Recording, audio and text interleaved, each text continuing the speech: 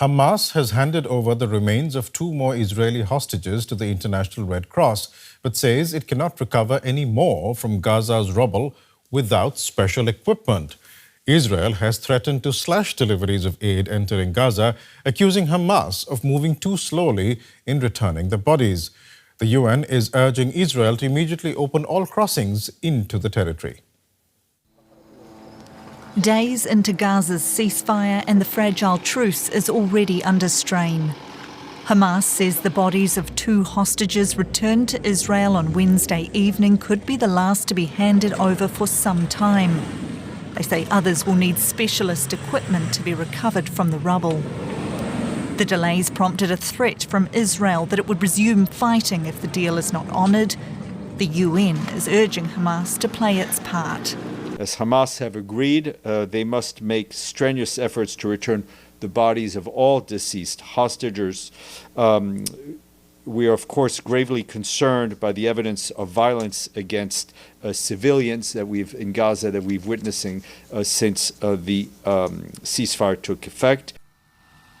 Israel's military said it carried out strikes on several people in North Gaza after they approached the line which troops have withdrawn to.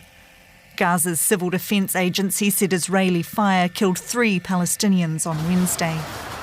Health officials in Gaza have also alleged abuse of Palestinians who were killed during fighting over the past 2 years. Their bodies were taken to Israel but have been returned to Gaza as part of the ceasefire deal. What we saw with our own eyes was that their hands and feet are cuffed and their eyes had been blindfolded. We also saw clear signs and marks of torture and execution. Tensions over the ceasefire deal extend to aid deliveries too. Israel has yet to allow all border crossings into Gaza to reopen to let desperately needed food and supplies in. As you can see, the destruction is everywhere in this area. The mind can't comprehend what happened here. Faced with all this, I don't know what to do. I feel like we are in a nightmare. What can we do? We are lost. Plans for an international force to enter Gaza are reportedly underway in a bid to bring much-needed long-term security and stability to the enclave.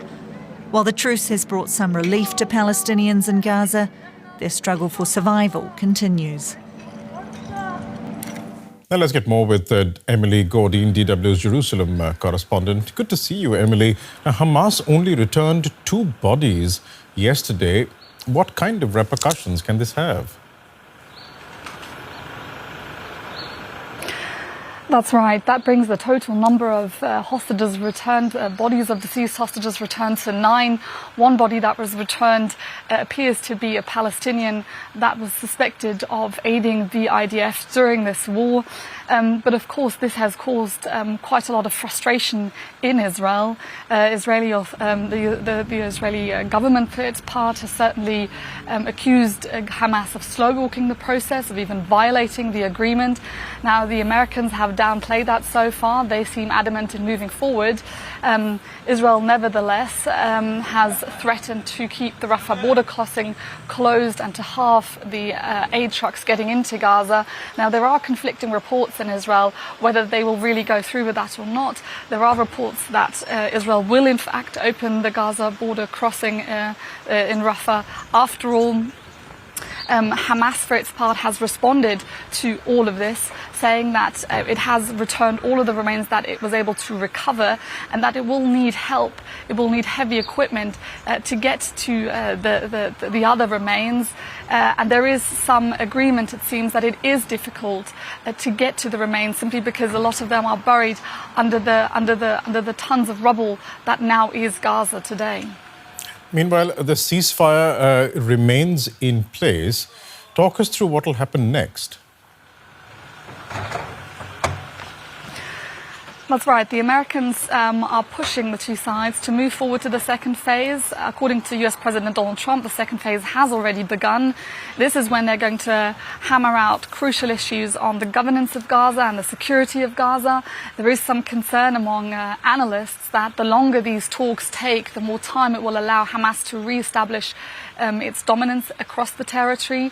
At the same time, there is some concern that Israel could not walk away from the deal, but certainly slow down talks and even use the issue of the remaining deceased hostages, the bodies of the deceased hostages, as a way to restart the war. That concern pertains particularly to far-right members of the Israeli cabinet, Itamar Ben-Gvir and Bezalel Smotrich, two far-right ministers who have made it very clear that they are not in favor of this deal. They've been in favor of returning to war.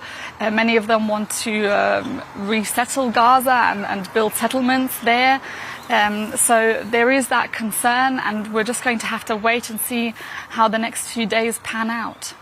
I mean, the way you describe it, it almost sounds like this truce is very precarious. Will it hold? Well, that's the very big question. In the past, it didn't hold.